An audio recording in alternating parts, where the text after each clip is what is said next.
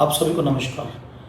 मैं आपके पास आज माइग्रेन इंग्लिश में बोले जाने वाला शब्द, जिसको आयुर्वेद में ग्रंथों के अंदर बड़े गुप्त रूप से छुपा कर रखा गया, उस विषय को बाहर निकाल कर लेके आया हूँ। नाम है उसका पित्तज शिरोभ्रम।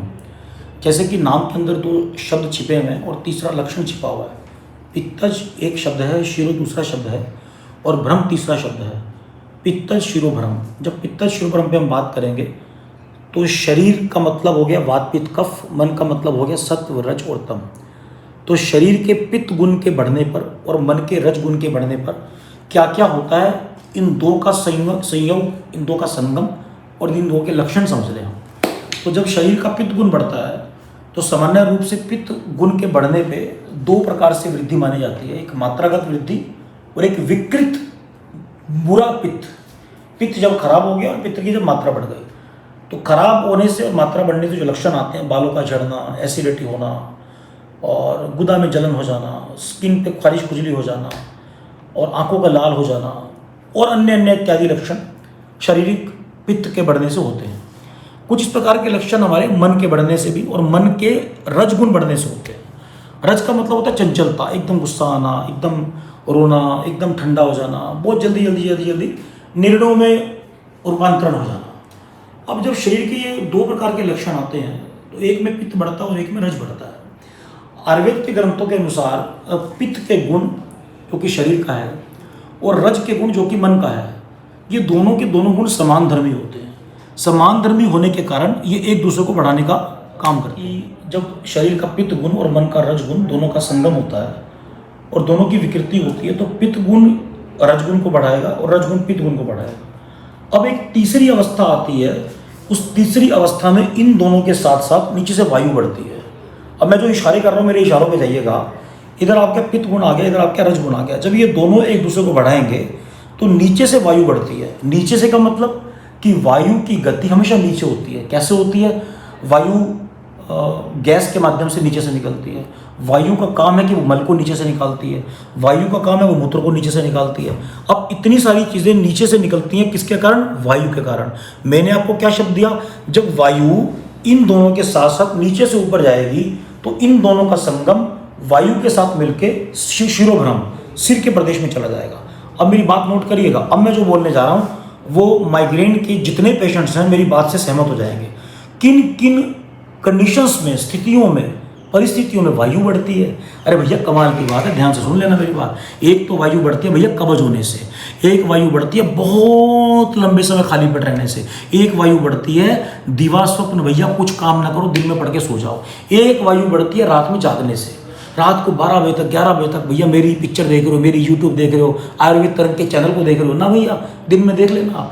तो जब भी आप दिन में सोओगे, रात में जागोगे, गैस बनेगी, लंबे समय खाली पेट होंगे। और तो और जब लंबी ट्रैवलिंग करोगे, माइग्रेन के पेशेंट आप सुन लो भैया ध्यान से, और आप ये कहोगे वैद्य जी बात तो ठीक कही, मुझसे मिलती जुलती बात है।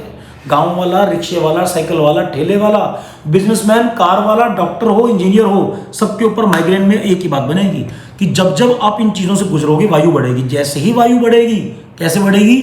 नीचे से ऊपर। तो आपके मल का अवरोध होगा, मल रुकेगा, मूत्र रुकेगा, गैस रुकेगी, और जो मैंने आपको ये पित्त और रज का बैलेंस बनाया, ये वायु के साथ ऊपर जाएगा। ऊपर जाते ही ये जो भैया आपकी जो नसें चल रही हैं यहाँ फड़कनी शुरू हो जाएंगी, उल्टी आने का मन करेगा, सिर भारीपन हो जाएगा। और चुन्नू की मम्मी को बोलोगे, चुन्नू की मम्मी सिर दबा दे, चुन्नू के पापा सिर दबा दे, हे दादी पोती मेरा सिर दबा दे, भैया दबेगा नहीं, ना ये रुकेगा। इसको बोलते हैं शिरोभ्रम। अब आ जाइए इसकी चिकित्सा पे। चिकित्सा में सबसे बड़ा फार्मूला जो आज तक किसी ने डॉक्टर ने लिखा नहीं होगा, मेरे गुरु के निर्देश, आदेश और संदेश के माध्यम से मैं लिखता आया। नहर के किनारे जाओ। कहाँ जाओ? नहर के किनारे। नहर के किनारे पे आकड़े का पौधा मिलेगा। कौन सा आकड़े का पौधा? आग का पौधा। आग के पौधे पे टहनी को तोड़िए, 5 बूंद दूध निकालिए। कितने बूंद? 5 बूंद। अब वो करेंगे क्या? एक पतासा लेके जाइए, पतासे में 5 बूंद दूध डालिए, पतासे में दूध डाल, पतासे में आकड़े की बूंद 5 बूंद दूध डाल के उसको गर्म पानी के साथ सुबह सुबह 5 बजे पी जाइए। कौन जाएगा भैया आकड़े के पौधे के पास? कौन जाएगा नहर के पास? जिसको माइग्रेन है।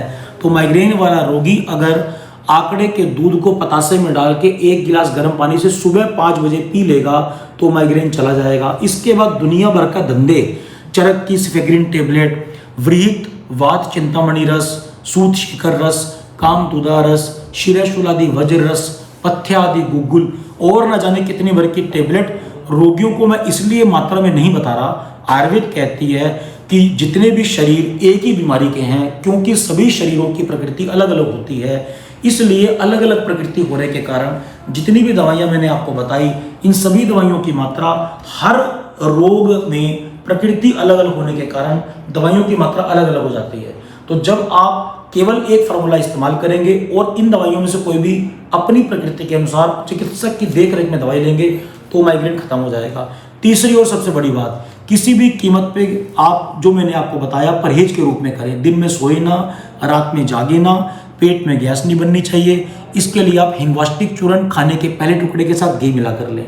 बहुत सारी बातें और फार्मूले के साथ मैं आपके बीच में आया।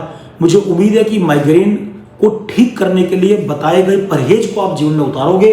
बार बार मैं एक बात कहता हूं, दवाई के पीछे मत भागो, परहेज करो। क्योंकि लास्ट में कोटेशन कहकर मैं अपनी बात को विराम दूंगा, पथ्य सदी गदार तस्यम किम औषधव निषेव नहीं।